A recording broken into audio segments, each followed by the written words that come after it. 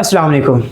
या तो आप ये वीडियो एमडी कैट या नम से एक रात पहले देख रहे होंगे या अभी टाइम होगा। आप जिस भी टाइम देख रहे हैं एक दफ़ा तो अभी देखिएगा, एक दफ़ा एमडी कैट या नम से एक रात पहले जब आपकी तैयारी पूरी हो गई हो ना और आप उससे सेटिस्फाई हो चुके हो तो 5 मिनट की ये वीडियो आके देखिएगा, मज़ा आएगा आपको। इस वीडियो में हम बात करने जा रहे हैं कि कोई भी एफएलपी जैसे एमडी कैट है, नम्स है, कैसे सॉल्व करना है कि पिछले 3 महीने की तैयारी को 3 घंटे के टेस्ट में 100% ट्रांसफ़र कर पाया।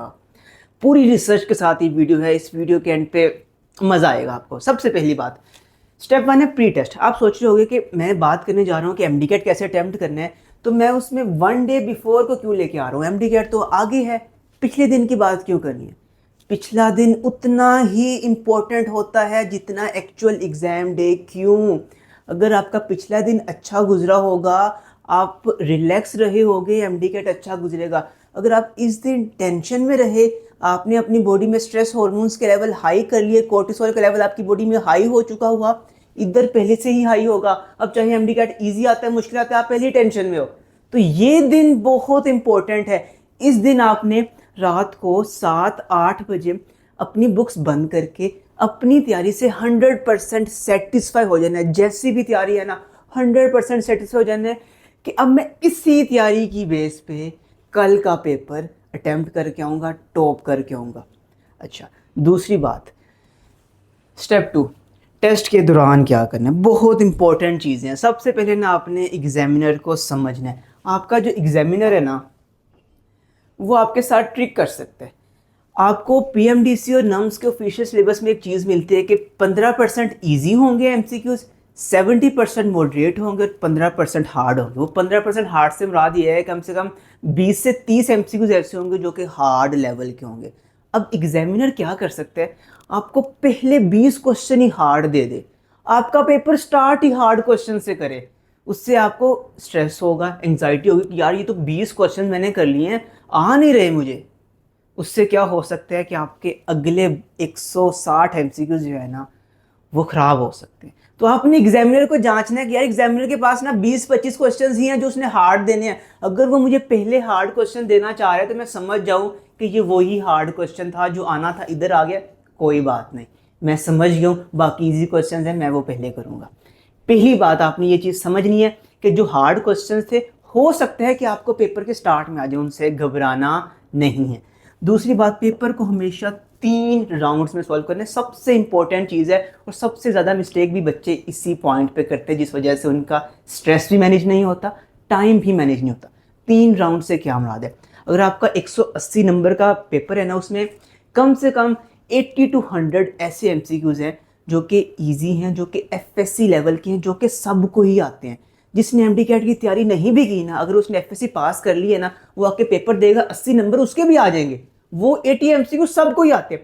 पहला गोल आपका ये होगा कि आप जल्दी से जल्दी उन 80 एमसीक्यूज या उन 100 एमसीक्यूज को सॉल्व कर लो।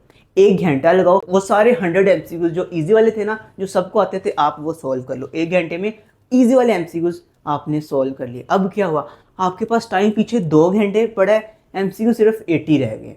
अब ये 80 वो है जो कि मॉडरेट है और जो कि हार्ड है। अब आप 2 घंटों में से अब अगला शिफ्ट जो लगाओगे ना, वो लगाओगे मॉडरेट को। हार्ड एमसीक्यू भी पढ़ना भी नहीं है, हार्ड एमसीक्यू हमेशा एंड पे रखना है। 2 वजह है हार्ड एमसीक्यूज को एंड पे रखने की। पहली वजह ये कि जो हार्ड एमसीक्यू होता है ना, अगर आप उसको पढ़ते हो ना, तो आप टेंशन में आ सकते हो कि यार ये एमसीक्यू है, मुझसे सॉल्व नहीं हो रहा है, मैं इसको सॉल्व करता हूँ फिर आगे जाता हूँ। नहीं, ये वाली टेंशन नहीं लेनी। इसको आखिरी 10-15 मिनट के लिए बचा के रखना है कि मैं सारे के सारे हार्ड एमसीक्यूज एंड पे ही पढ़ूंगा, ताकि अगर टेंशन होती भी है ना तो एंड पे हो, बाकी एमसीक्यूज मैंने अपने सारे सेव कर लिए। दूसरी चीज़, हार्ड एमसीक्यूज आपका टाइम लेते हैं। तो पहली आपकी स्ट्रेटजी ये है कि आपने पहले 1 घंटे में वो 80 एमसीक्यूज या वो 100 एमसीक्यूज करने हैं जो कि सबको ही आते हैं। पढ़ी लिखी बात है, वो सबको ही आते हैं। कोई एफएससी का बच्चा उठ के भी एमडी का अटेम्प्ट करेगा, 80 नंबर 100 नंबर उसके भी आएंगे, आएंगे ना, मतलब आपको भी वो आते हैं, सबको ही आते हैं, वो इजी एमसीक्यूज है। तो पहले 1 घंटे में ढूंढ ढूंढ के 100 नंबर आपने सिक्योर कर लिए। आगे 2 घंटे पढ़े, सिर्फ 80 एमसीक्यू रह गए। अगला राउंड मॉडरेट का वो कर लिए, मतलब 150 हो गए आपके एमसीक्यूज, बाकी रह गए 30 एमसीक्यूज, अभी 1 घंटा पड़ा है। फिर हर एमसीक्यू को 2-2 मिनट देख के सोच के जब हार्ड एमसीक्यूज भी करोगे ना, जब आपको ये पता होगा कि 150 नंबर सिक्योर हो चुके हैं, अब बस 1 घंटा और ये 30 एमसीक्यूज है और मैंने इनको अब 1 घंटे में सोच समझ के सॉल्व करना है। अब चाहे वो हार्ड भी होगा ना, आपका माइंड चल रहा होगा, आप उसको सॉल्व कर लोगे। अच्छा, तीसरी चीज़ है करेज, बहुत इंपॉर्टेंट है। अब सपोज करते हैं कि आपका पेपर स्टार्ट हुआ इजी एमसीक्यूज से, ठीक है, पहले 5 एमसीक्यूज थे, इजी थे, किसी भी वजह से आपके वो पहले 5 एमसीक्यूज जो है ना वो गलत हो गए, सपोज कर रहे हैं ना, अब क्या आप में इतनी हिम्मत है कि बाकी 175/180 मार्क्स ले सको? ये है करेज, ये हिम्मत आपने लेके जानी है कि अगर किसी वजह से मेरे पहले 5 जो कि इजी एमसीक्यूज थे मुझे आते थे गलत हो गए, मैं बाकी 175 एमसीक्यूज पे उन 5 एमसीक्यूज का इफेक्ट बिल्कुल ना होने दूं। क्योंकि एमडी कैट या नम्स आपके सिर्फ नॉलेज का टेस्ट नहीं है। उस दिन एमडी कैट वाले दिन या नम्स वाले दिन कम से कम 10 से 20 हज़ार ऐसे लोग होंगे जिनकी तैयारी 100% कंप्लीट होगी, उन्होंने पिछले 3-4 महीनों में ना अच्छे से पढ़ा होगा। ऐसे लोग कम से कम 10 से 20 हज़ार होंगे। लेकिन एडमिशन तो सबका नहीं होगा ना, तैयारी सबकी थी, एडमिशन सबका नहीं हुआ। फिल्टर कहाँ पे आया? ये 3 घंटे कौन कैसे स्पेंड करता है, कौन इसको 3 राउंड में सॉल्व करता है, किसके पास इतनी हिम्मत होती है कि अगर पहले 5 एमसीक्यू गलत हो भी गए बाकी 175 एमसीक्यूज पे बिल्कुल भी इफेक्ट ना होने दूं, हर एमसीक्यू को इंडिपेंडेंटली ट्रीट करूं। ठीक है, तो इस तरह से अगर हिम्मत है आप में, अगर आपने 3 राउंड में सोल्व किया हुआ है और अगर आप एग्जामिनर को जानते हो कि वो आपको ट्रिक कर सकता है और आप उसकी ट्रिक से बचते हो। अच्छा, एक और ट्रिक करता है एग्जामिनर आपको जो कि बहुत फेमस है, आप उसको ट्रिक कह लो या एक सिस्टम का फॉल्ट कह लो, वो ये कि हर दफ़ा एमडी कैट में भी नम्स में भी रॉन्ग एमसीक्यूज आते हैं। रॉन्ग एमसीक्यूज अब आपको नंबर तो दे जाते हैं एंड पे, लेकिन पेपर के दौरान आपका बहुत नुकसान कर सकते हैं अगर आप उनसे बचते नहीं हो तो। नुकसान कैसे? अब एक एमसीक्यू है जिसके 2 ऑप्शन ठीक है, एमसीक्यू ही गलत था, उसके 2 ऑप्शंस ठीक है। अब आप बैठे हुए पेपर में सोच रहे हो कि मैं इसका क्या लगाऊं, अल्फा लगाऊं या बीटा लगाऊं, दोनों ही ठीक बन रहे हैं और बात भी आपकी ठीक है, दोनों ही सही थे। आपने 5 मिनट उस एक एमसीक्यू पे सोचने पे लगा दिए।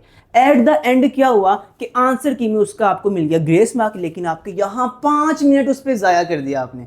तो ऐसे एमसीक्यूज को भी आखिरी राउंड में करना है। जो एमसीक्यू नहीं समझ आ रहा 5 मिनट नहीं लगाने, किसी भी एमसीक्यू पे पहले और दूसरे राउंड में, पहले और दूसरे राउंड में किसी भी एमसीक्यू पे 1 मिनट से ज़्यादा टाइम नहीं लगाना। अच्छा, एक और चीज़ है कि आपने इजी और मीडियम और हार्ड इनको आइडेंटिफाई कैसे करना है। ऐसा नहीं होना चाहिए कि आपने एक पूरा एमसीक्यू पढ़ा फिर उसको सॉल्व करने बैठे फिर देखा कि यार ये तो हार्ड है, अब इसको मैं एंड पे करूँगा। नहीं, ये बहुत बड़ी गलती। इससे आप क्या कर रहे हो, आपने 1 मिनट अपना यहाँ पे भी ज़ाया किया, फिर आप उसको जब एंड पे दोबारा से पढ़ के करोगे ना 1 मिनट आप वहाँ पे ज़ाया करोगे, आप टाइम ज़ाया करने स्टार्ट कर रहे हो। अगर आप ऐसे कर रहे हो तो आपने ऐसे नहीं करना, आपने सिर्फ एक दफ़ा क्वेश्चन पढ़ना है। अगर वो फौरन माइंड में क्लिक हो रहा है, आपको पता चल रहा है कि मैं अगले 10 से 15 सेकंड में इसका आंसर निकाल सकता हूँ अगर मैं ऑप्शंस पढ़ लूँ, तो ऑप्शन पढ़ने हैं, वरना नहीं, वरना उसको स्किप कर देना, वरना उसको मॉडरेट या हार्ड में डाल के स्किप कर देना। और अगर कोई ऐसा क्वेश्चन है जो है ही बहुत लंबा, चाहे वो आसान हो मुश्किल हो, उसको भी स्किप कर देना है। पहले राउंड में सिर्फ वो 80 एमसीक्यू करने या वो 100 एमसीक्यू करने हैं पहले घंटे में जो कि फौरन सॉल्व हो सकते हैं। और दूसरी चीज़, बबल शीट बहुत इंपॉर्टेंट है। बबल शीट आपकी, यहाँ पे भी बच्चे मिस्टेक करते हैं। वो ये करते हैं बाज़ औक़ात कि वो ये कहते हैं कि हम ना पहले अपना पूरा पेपर सॉल्व कर लेंगे, एंड पे बबल शीट फिल करेंगे, या हम ना डॉट बीच में लगा लेते हैं, एंड पे उनको फिल कर लेंगे। ये गलती कभी नहीं करनी लाइफ में, कभी ये वाली गलती नहीं करनी। इसका नुकसान क्या हो सकता है, खुदा ना करे अगर एंड पे आपको टाइम ही ना मिला वो सारे डॉट्स जो लगाए थे उनको फिल करने का, तो आपके वो एमसीक्यू भी गलत हो जाएंगे जो आपने ठीक मार्क कर लिए हुए थे, डॉट लगा लिए थे। तो ये गलती कभी नहीं। जैसे ही एक एमसीक्यू पढ़ा उसको फिर पता चला कि अल्फा है, अल्फा को पूरा सर्कल फिल कर लिया, आगे बढ़े, ताकि आपको पता तो होना कि 1 घंटा हो गया और मेरे 80 एमसीक्यूज हो गए, 80 नंबर मैंने ले लिए हैं। अब एक और घंटा हो गया, 2 घंटे गुजर गए, 150 एमसीक्यूज मेरे हो गए, 150 नंबर मेरे आ गए। आपको हौसला तो होना अंदर, एक कॉन्फिडेंस तो आए ना कि 2 घंटे 150 नंबर आ गया, बाकी 1 घंटा रह गया, 30 नंबर रह गया, मैं हूँ 30 MCQs हैं, 1 घंटा है, बैठ के सॉल्व करते हैं इनको। ये कॉन्फिडेंस आपने लेके आना, ये वाली बबल शीट वाली मिस्टेक एंड पे सॉल्व करने की नहीं करनी। इसके अलावा मेरा नहीं ख्याल कि कोई भी ऐसी चीज़ है जो आपको FLP सॉल्व करने से रोक सकती है। बस आखिरी चीज़ ये कि आपने ना, मैंने आपको जैसे बताया था कि ये वीडियो आपने एक दफ़ा अपने MD CAT और नम से एक दिन पहले रात को भी देखनी है। वो इसलिए कि अब आपने जितनी भी तैयारी कर ली है ना, अब आपका टाइम है कि आप उस तैयारी पे ना सेटिस्फाई हो जाओ कि हाँ, मैंने जितना पढ़ना था, मैंने जितनी तैयारी करनी थी ना, मैंने कर ली है। अब इसी तैयारी की बेस पे कल जैसा भी पेपर आता है ना, इसी तैयारी की बेस पे मैं क्रैक करके आऊँगा। क्योंकि अगर आप कॉन्फिडेंट हो ना अपनी तैयारी पे, आप इजी MCQ तो सोल्व करोगे ही करोगे। जो मुश्किल है ना, क्योंकि आप कॉन्फिडेंट थे कि मेरी इसी तैयारी की बेस पे ये सोल्व होगा, आप माइंड चलाओगे कि मैं अपनी कल वाली तैयारी के बेस पे ये कैसे सोल्व कर सकते। आप अपना माइंड यूज करोगे, जब माइंड यूज होगा ना, वो MCQ का आंसर निकल आएगा। तो कॉन्फिडेंट होना बहुत ज़रूरी है अपनी तैयारी पे कि जितनी तैयारी मैंने करनी थी, थोड़ी हुई ज़्यादा हुई हो गई, इसी तैयारी की बेस पे कल का MD CAT, कल का नम्स क्रैक होगा और मैं करूँगा। इस माइंडसेट के साथ जाओगे ना, हर MCQ को आप फेस कर सकोगे, एक करेज के साथ उसको चैलेंज लोगे और उसको सॉल्व करने की कोशिश करोगे। जब आपका माइंड काम कर रहा होगा ना, वो सॉल्व भी हो जाएगा। एक और चीज़, आपने पेपर के दौरान अपने पास पानी की बोतल लाजमी रखनी है, अपने आप को हाइड्रेट रखना है। आपने कोशिश ये करनी है कि जैसे माइंड आपका पहले MCQ पे चल रहा है ना, जब 180वां MCQ भी आए ना, 180 पे पहुंचो ना, माइंड वैसे ही शार्प चल रहा हो। ऐसा ना हो कि वहाँ जाते जाते डल हो चुका हो। उसके लिए क्या ज़रूरी है, आप पहले कुछ FLPs की प्रैक्टिस कर लो, अपने माइंड को 3 घंटे चलाने की प्रैक्टिस कर लो।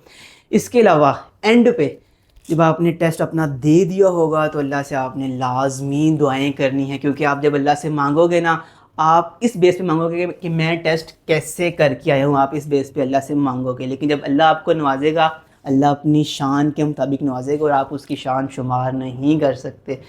तो एक पॉजिटिव एटीट्यूड के साथ जाना है, इस माइंडसेट के साथ जाना है कि मेरी तैयारी हो गई है, इसी तैयारी की बेस पे कल का MD CAT क्रैक होगा, कल का नम्स क्रैक होगा। और कल अगर कोई क्वेश्चन मुझे नहीं आ रहा होगा, वो किसी को नहीं आता होगा, इस पे 100% यकीन करके जब जाओगे ना, आपका टेस्ट, आपका ये दिन आपकी लाइफ में एक बेहतरीन दिन होगा। Wish you very best of luck. अल्लाह हाफिज़।